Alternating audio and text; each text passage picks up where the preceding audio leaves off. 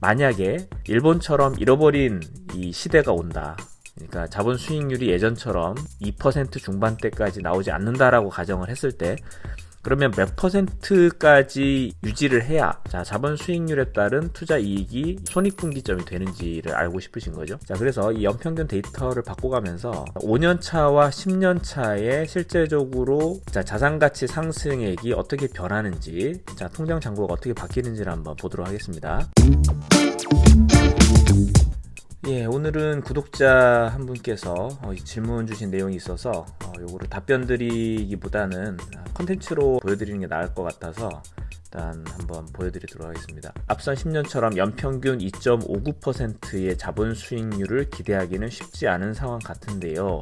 연평균 몇 %의 자본 수익률이 투자의 이익 및 손해 분기점인지 알아보는 것도 재밌을 것 같네요. 이렇게 해주셨습니다. 이전에 10년 동안의 이 자본 수익률, 자산가치 상승 비율이 이제 2.59%로 평균적으로 지금 나오는 것으로 이제 서울권인 경우에 이렇게 잡혀 있는데, 이 10년이라고 하면은 이제 그 금리나 이런 부분들이 한 바퀴 돌 수 있는 이제 그런 주기이기 때문에 앞으로 향후 10년도 지금 현재는 이 상황이 좋지 않지만 아마 반등하고 이제 상승 국면으로 접어들게 되면 자본 수익이 많이 이제 올라갈 것으로 이제 예상을 했기 때문에 이 2.59%를 그대로 채택을 해가지고 적용을 한 부분인데, 만약에 일본처럼 잃어버린 이 시대가 온다. 그러니까 자본 수익률이 예전처럼 2% 중반대까지 나오지 않는다라고 가정을 했을 때, 그러면 몇 %까지 유지를 해야 자본 수익률에 따른 투자 이익이 손익분기점이 되는지를 알고 싶으신 거죠. 그래서 이 연평균 데이터를 바꿔가면서 5년 차와 10년 차에 실제적으로 자산가치 상승액이 어떻게 변하는지,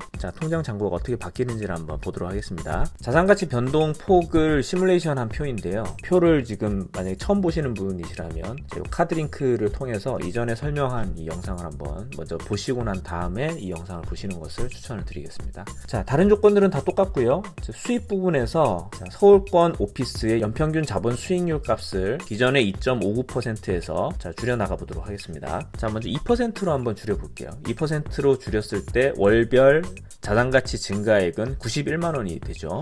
그래서 1년차를 보시면 이자가 여전히 높은 상태이기 때문에 임대료 정산을 하면 마이너스 136만원, 자산가치 상승액은 월 91만원씩 12달이기 때문에 959만원의 자산가치 상승이 일어나죠. 5년차로 한번 가보시면 월 임대료 마이너스 427만원, 계속 적자가 나고 있고, 현금과 부동산 가치를 함께 더했을 때는 플러스 5,049만원의 수익이 발생하고요. 마지막 10년차를 보시면 임대료로 인한 현금 수익이 74만원, 현금과 부동산 가치를 더했을 때 매각하고 나서의 모든 세금들을 다 공제하고 난 다음에 순수 남은 수익이 1억 1,025만원, 그러니까 여전히 플러스인 것을 볼 수가 있죠. 이번에는 1%로 한번 적용을 해보면 월별 자산가치 증가액이 46만원으로 일정하게 적용이 되고요. 1년차 보시면 임대수익 마이너스 136만원, 임대수익과 자산가치 수익을 합산하면 플러스 411만원. 5년차를 보시면 임대수익 마이너스 427만원, 자산가치 수익과 더했을 때 플러스 2,311만원. 마지막 10년차를 보시면 임대수익 1,990만원, 자산가치 증가액까지 합산을 했을 때 7,466만원. 계속 플러스가 나네요. 1%인데도 지금 자산가치 증가액이 거의 7천만원대까지 유지가 되는 것을 볼 수가 있죠. 은행 예금하고 비교를 해보면 은행 예금 투자를 할 경우에는 3,829만원이기 때문에 부동산 투자액이 은행 예금 투자를 그래도 앞지르는 것을 볼 수가 있습니다. 이번에는 0.5%로 한번 해볼게요. 0.5% 적용해 했을 때 월별 자산가치 증가액은 23만원. 1년차 성적을 보시면 임대료는 마이너스 136만원, 부동산 자산가치 증가액까지 합산을 했을 때는 137만원. 5년차 보시면 임대수익 마이너스 427만원, 자산가치 증가액까지 합산했을 때 플러스 942만원. 최종적으로 10년차를 보시면 임대수익 정산이 2,949만원, 자산가치 증가액까지 합쳤을 때는 5,686만원의 수익이 나는 것을 볼 수가 있고,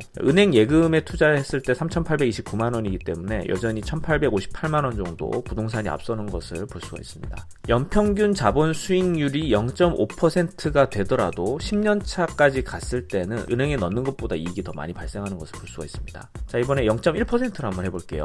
0.1%로 했을 때 자산가치 증가액 월 5만원. 1년차 성적을 보시면 임대 수익이 마이너스 136만원, 자산가치 수익까지 합쳤을 때 마이너스 82만원. 5년차 성적을 보시면 임대 수익 마이너스 427만원, 자산가치 상승액까지 더했을 때 마이너스 153만원. 이거는 자산가치는 증가를 하지만 임대 수익이 마이너스이기 때문에 합산했을 때 마이너스가 나는 것을 볼 수가 있죠. 마지막으로 10년차를 가보시면 임대 수익이 3,715만원, 자산가치 증가액까지 합쳤을 때 4,263만원, 은행 예금을 투자했을 때 3,829만원이기 때문에 여전히 434만원 정도의 이익이 발생하는 것을 볼 수가 있습니다. 마지막으로 극단적으로 0%다라고 가정을 했을 때 당연히 자산가치 증가액은 0원이죠. 1년차 성적을 보시면 그대로 임대 수익이 마이너스 136만원이기 때문에 자산가치 증가액까지 더했을 때 수익이 같습니다. 마이너스 136만원. 5년차를 보시면 임대 수익 마이너스 427만원, 똑같이 마이너스 427만원의 자산가치 증가액까지 더했을 때 수익이 나오고요. 마지막 10년차를 가보시면 임대 수익 3,907만원에 자산가치 증가 역시 없기 때문에 3,907만원.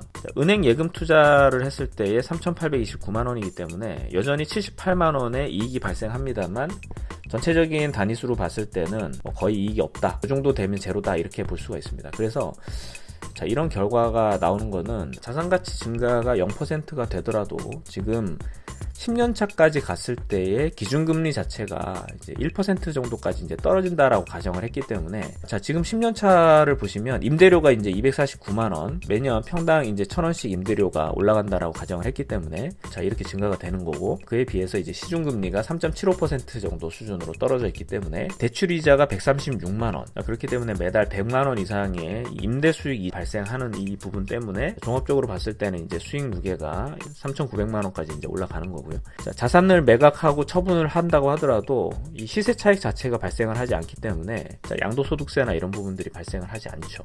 이제 그런 부분들이 있기 때문에 결론적으로는 연평균 자본 수익률이 0%라고 하더라도 임대 수익이 받쳐주기 때문에 은행 예금에 투자하는 것보다 조금 이익이 발생하거나 이제 거의 같다, 이제 이렇게 보시면 되겠습니다. 그러니까 결론적으로 말씀드리면 연평균 자본 수익률이 0으로 수렴을 하더라도 지금부터 앞으로 향후 10년까지 소폭이나마 기준금리가 하락을 한다라고 가정을 하게 되면 결국은 은행 예금에 투자하는 것보다 부동산에 투자하는 것이 더 유리하다, 이런 결론이 나옵니다.